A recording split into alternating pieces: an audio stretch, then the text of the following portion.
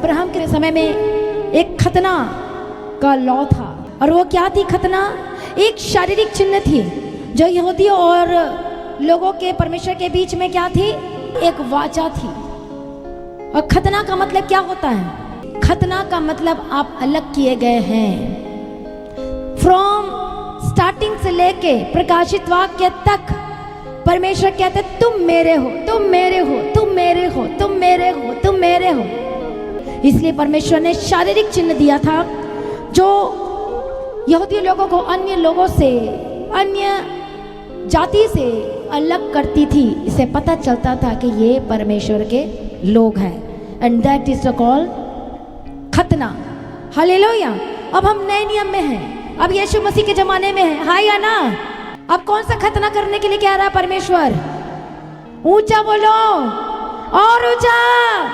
हृदय का, मन का पत्थर को निकाल दो। बड़े बड़े बुलडोजर क्या क्या रखा आपने, चट्टान यहाँ पर पाल के रखा, उसको निकाल दो, आउट बोलो यीशु के नाम में। हालेलुया।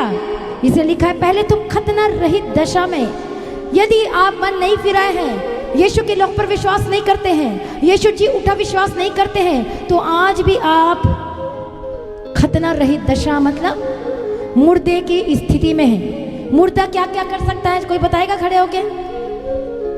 है कोई बता सकता है मुर्दा? नहीं भाई, कुछ कर सकता होगा तो बताओ, मुझे भी कुछ पता चले। कर सकता है मुर्दा? वो तो एक लाश है। तो हमारा भी जीवन एक पहले ऐसे ही लाश थी। इधर बोलते थे चल इधर चल जाते, उधर चल बोलते थे उधर चले जाते थे। कोई सुध नहीं, कोई बुध नहीं, नो सेंस, कोई कुछ नहीं, कुछ भी बोल रहे हैं, गालियाँ निकाल रहे हैं, झूठ बोल रहे हैं, लड़ाई कर रहे हैं। कोई सेंस नहीं, कोई डिसिप्लिन नहीं, कोई मैनर्स नहीं। आत्मिक मैनर होता है और डिसिप्लिन होता है। पर जैसे यीशु मसीह में आपका मैनर, आपकी बुद्धि, आपकी समझ खुलनी शुरू हो गई, बोलो आमीन, हालेलुया।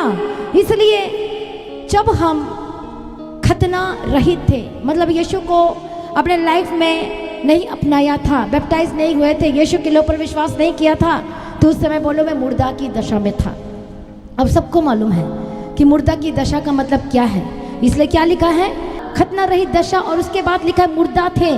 जब हम इस वचन को पढ़ते हैं तो मैं आपको ये बताना चाहती हूँ, परमेश्वर ने डायरेक्ट कहा है कि आपका जीवन पहले कैसा था?